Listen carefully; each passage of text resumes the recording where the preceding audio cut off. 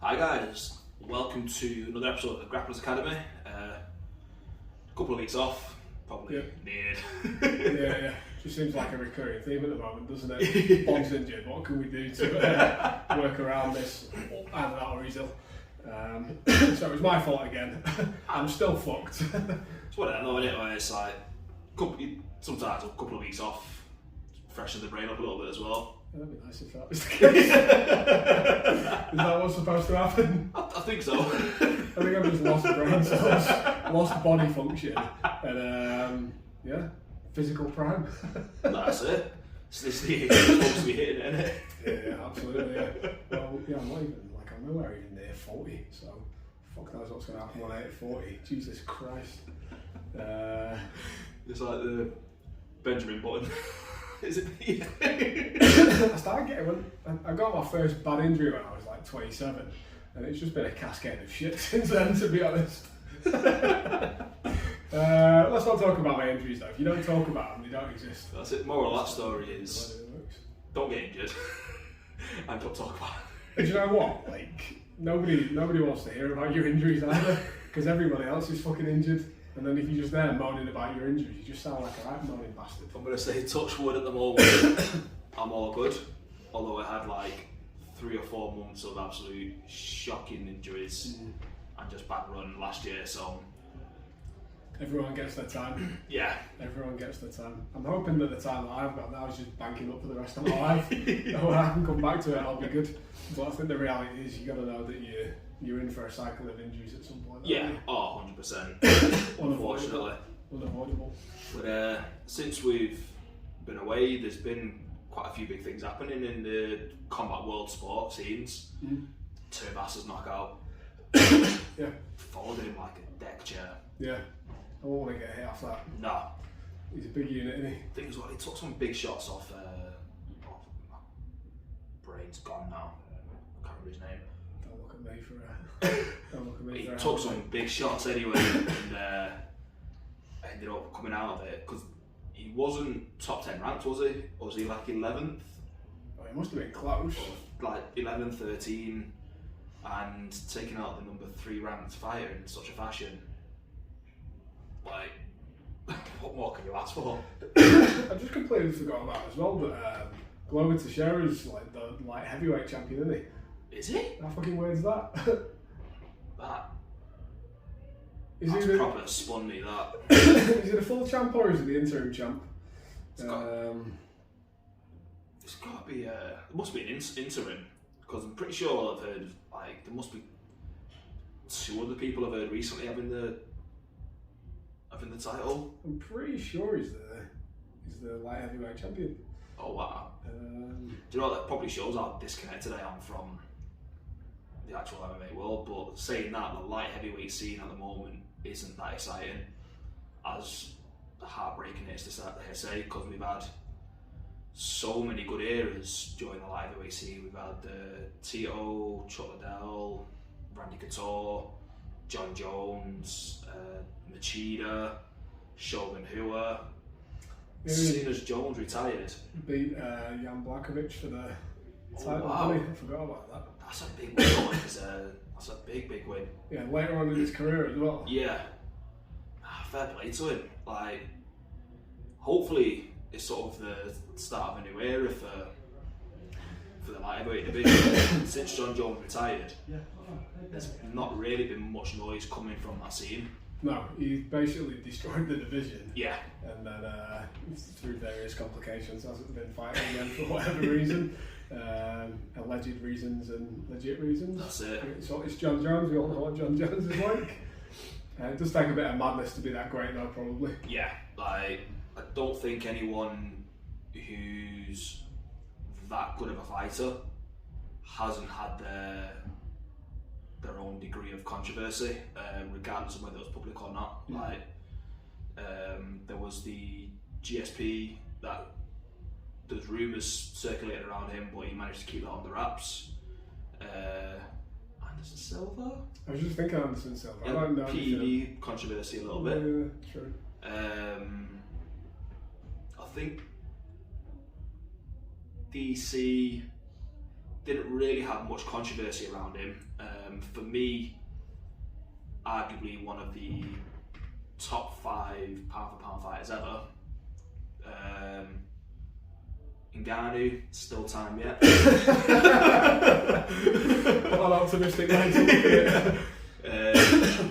Adesanya lives quite a loud lifestyle. He has his fair share of naysayers and his fair share of fans. I think he got a bit of shit for the pink hair and the pink nail varnish, but you know, he just fully embraces that. Yeah, that's works, isn't it?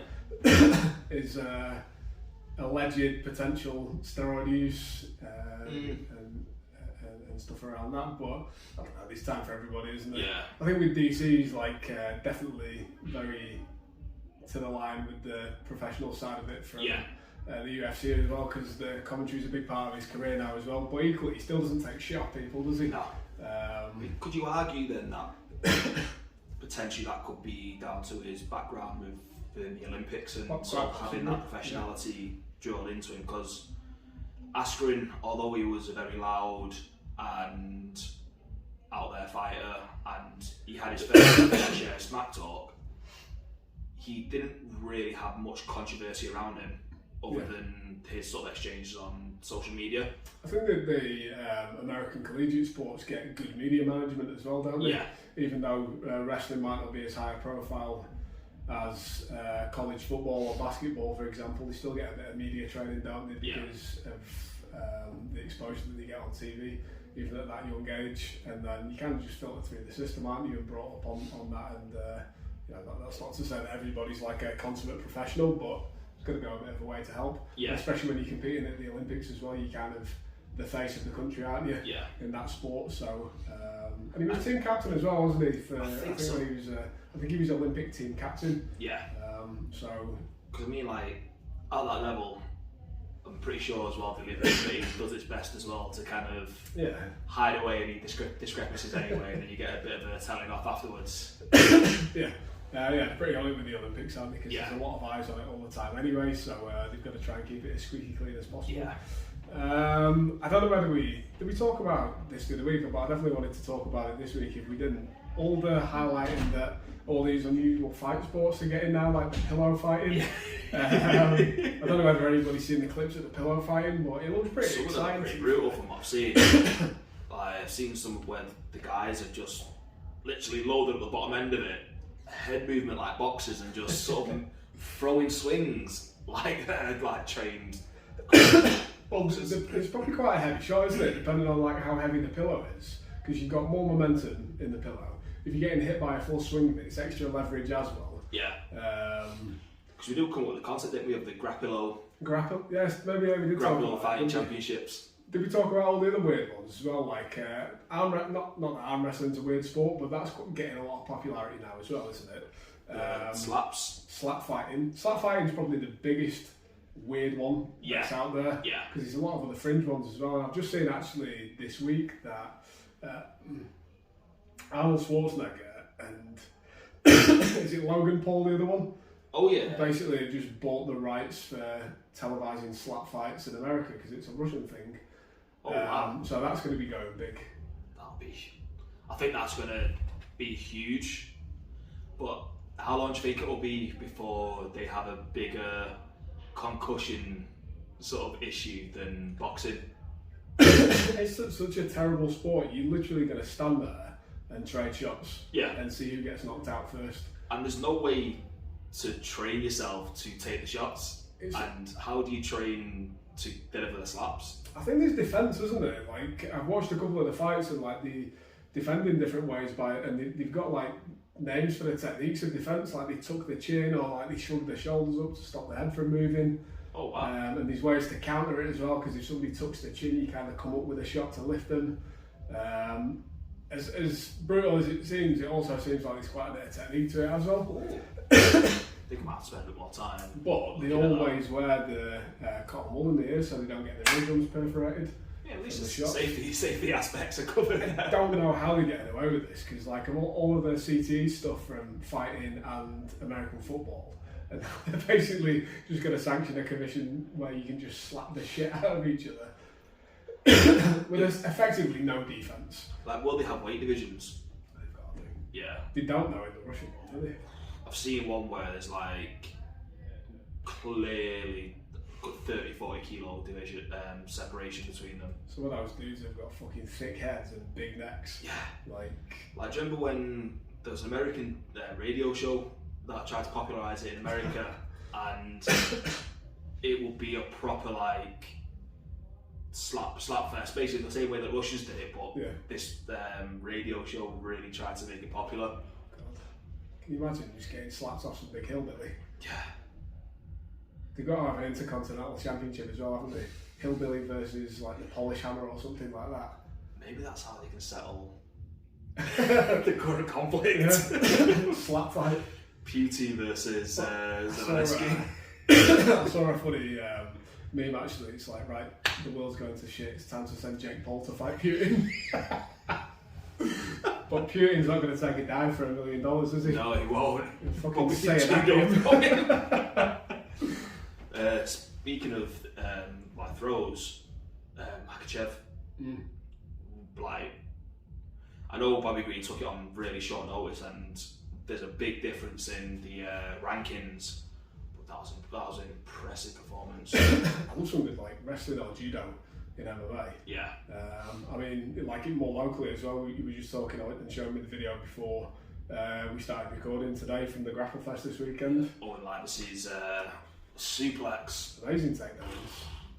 If you haven't seen that, head over to Owen Leibus's, or I'm not sure how to pronounce his name, but head over to his Instagram page. And it's one of the more recent videos, and he talked through how he set it up as well. And yeah, the suplex that he catches it is beautiful. Like, there's no other way to describe it. Commonwealth judo player, isn't he? I think he's a gold medalist. Did he gold medal? Yeah. Yeah. He's got really good takedowns, like Yeah. obviously gi, but no gi as well. Yeah. That judo transfers over amazing to no gi. Yeah. And would have a really big transfer over to, you know, if you can use that style for MMA as well. Definitely. Well, you had Carol Christian, Ronda Rousey, like they did really well with that transition over. So I think it just takes a couple more people to make that transition. Like you see a lot of it on Keenan Cornelius' page now with J-Flow Judo. Yeah.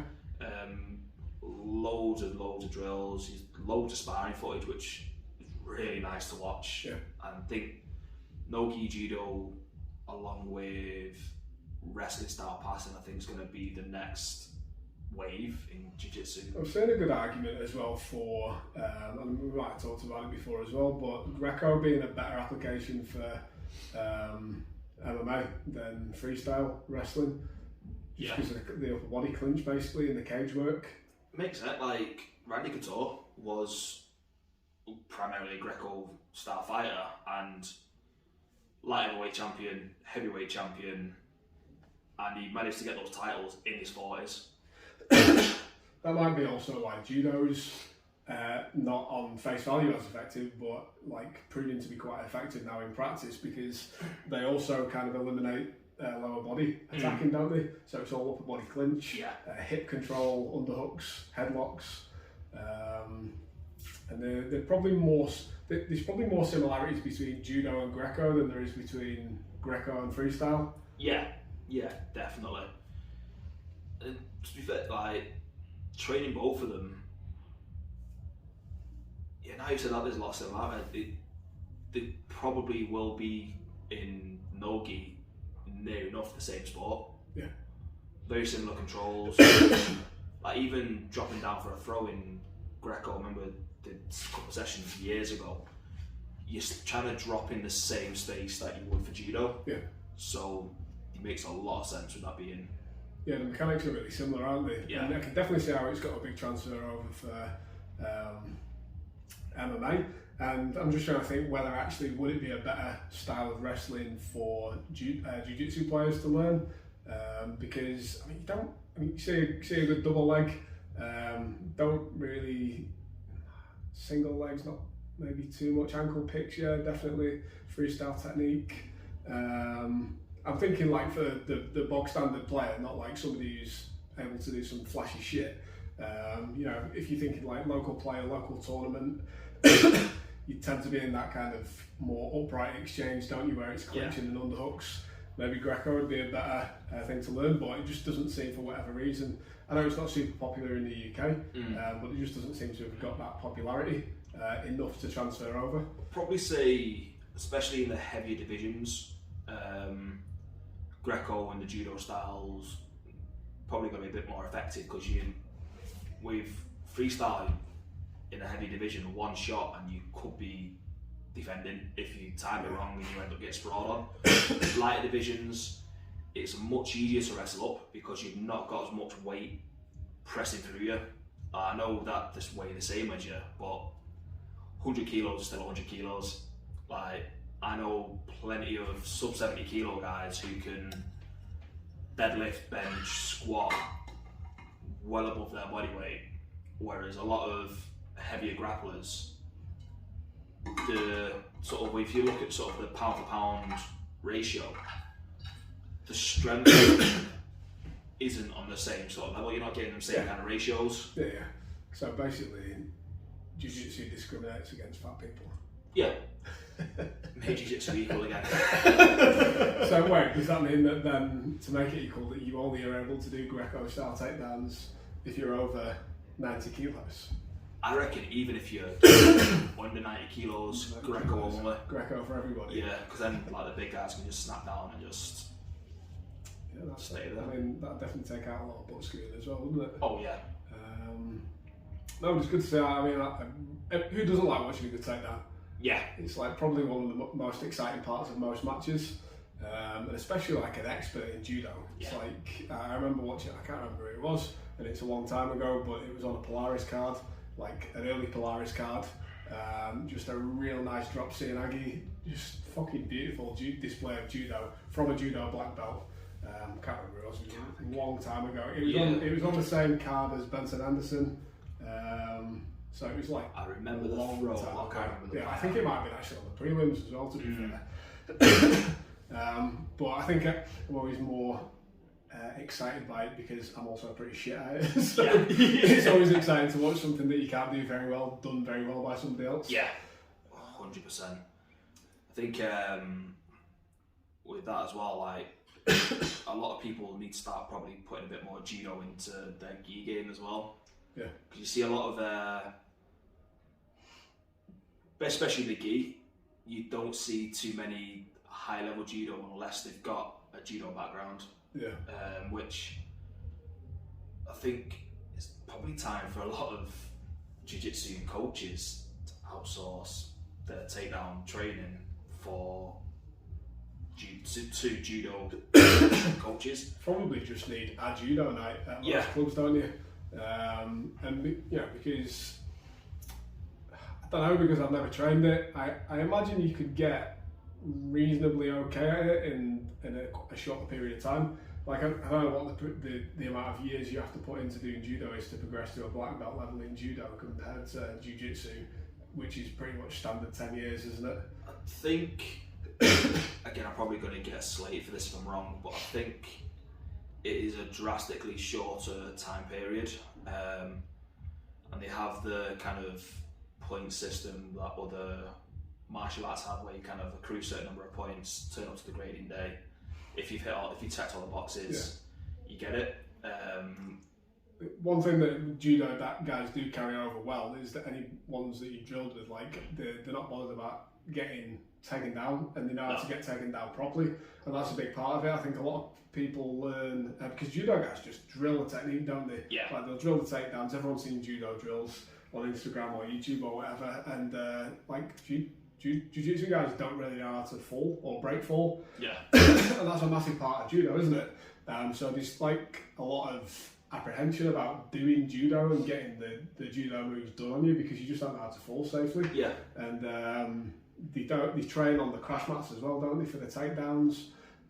So probably just a little bit more of a mindful approach to doing judo that might actually just mean that you're doing judo one night a week. Yeah. I think that would benefit everybody. That's I think as well, top of all the training you do around jiu-jitsu, that's probably going to be enough, Because on the other nights, when you are starting from standing, you're working what you covered on that one night, and you can just keep building and building and building on that. Because for me, no-gi wrestling, you kind of have, I always feel like you have 3 options, and then you build as many ways as possible to get there. And the 3 options could be whatever you want them to be: ankle pick, single leg, double leg, getting around to the back to the waist, snap down,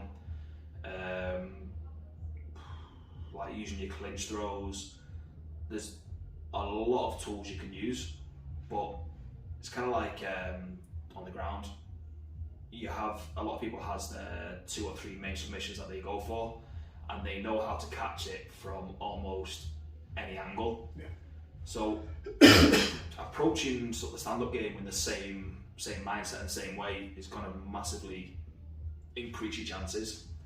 That's why you'll probably see a lot of the top level guys, they'll do the same throw over and over and over again to the same opponents and to different opponents, and even to opponents that study them.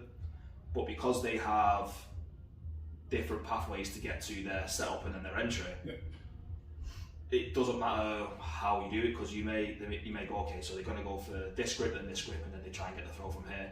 So if I do this, this and this, they can't get the grips. Whereas they've already seen your counter, so they're going to have a counter to your counter.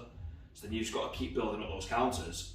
But because it's, especially a lot of judo guys will have hundreds of matches under the belt, they're going to know a lot of the counters that are available, and they're going to know how to counteract them and then still get to where they want to be. Yeah, it's just the same thing as the ground game, isn't it? Which Jiu-Jitsu guys are experts in.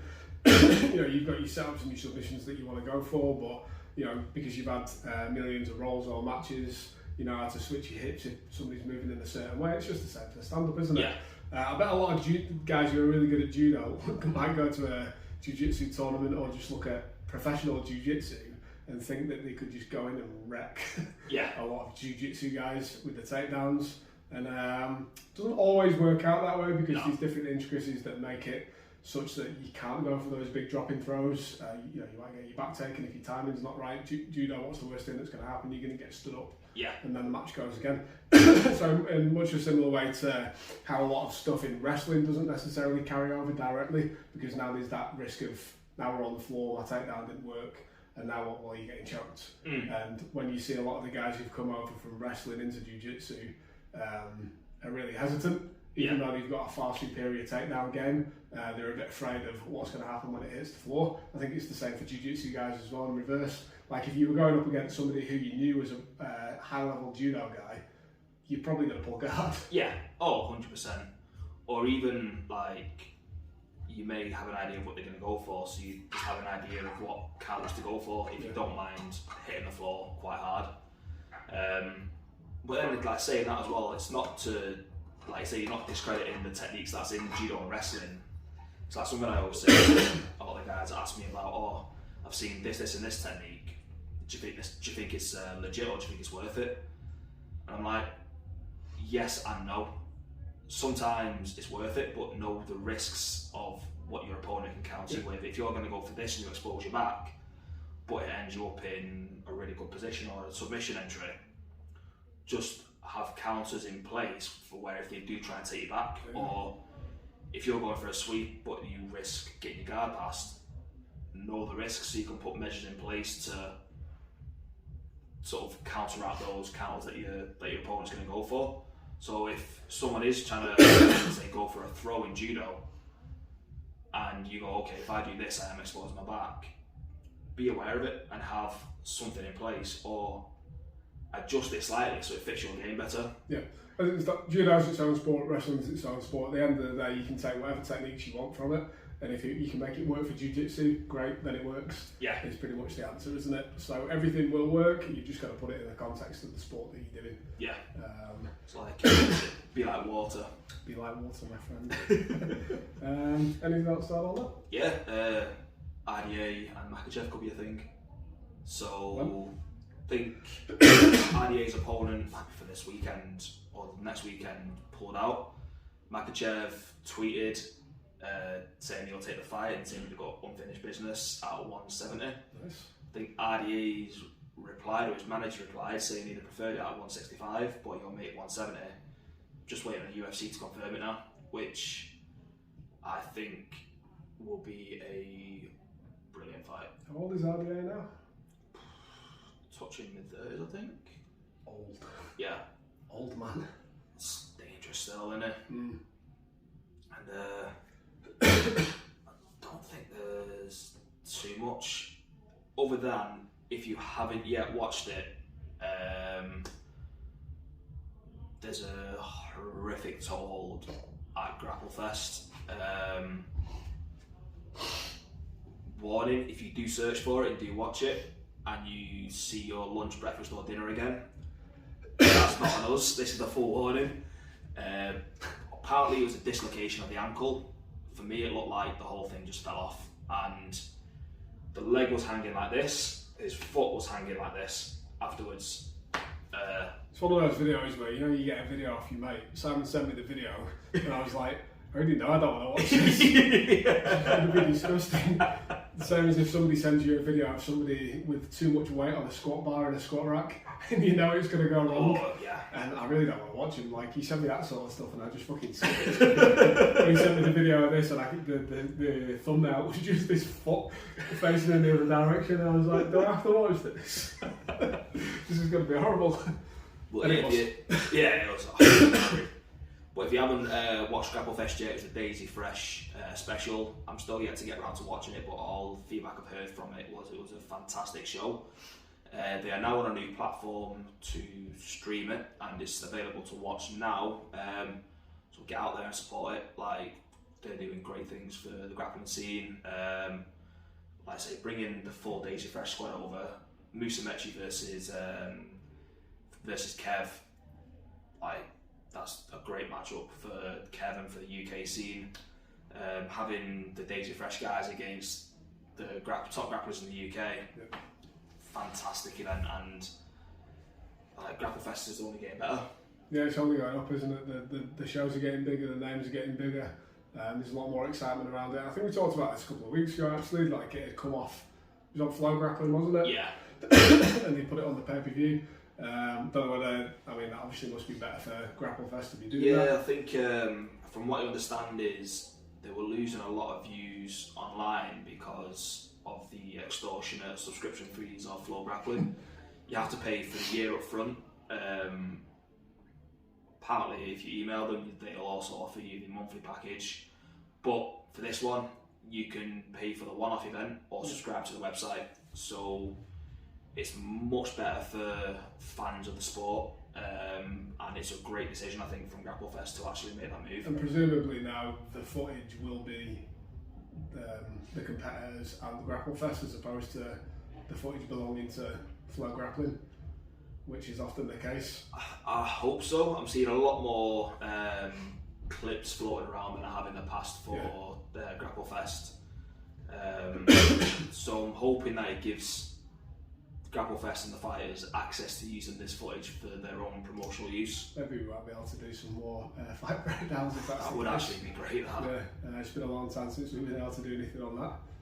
Thank you, Flow Grappling. Thank you, UFC. Thank you. Regardless of the fair use policies, taking down channels where we've modified the videos. Actually, one of the best ones that I saw online was the video. It was a UFC card, right? And the whole thing was filmed in the reflection of this guy's like reflective aviators. I was like, this guy's fucking trying hard to get this video up. The best one, the other one I saw ages ago, I think it was a Twitch streamer, and he had the event on behind him on on his green screen or whatever, and he sat there in the corner with a console controller, so he's just pretending like he's playing it. Game review. It was absolutely brilliant. We will get round to the fundamentals of wrestling conversation. We'll get into that next week. If you've got any more things you want us to cover, please drop them in the comments and we'll do our best to get around to them and answer your questions. Got the Borderfire PT, coached by Si, with the Grapplers Academy. And make sure you like, subscribe, drop us a comment, do all that fun stuff, and we'll see you next week.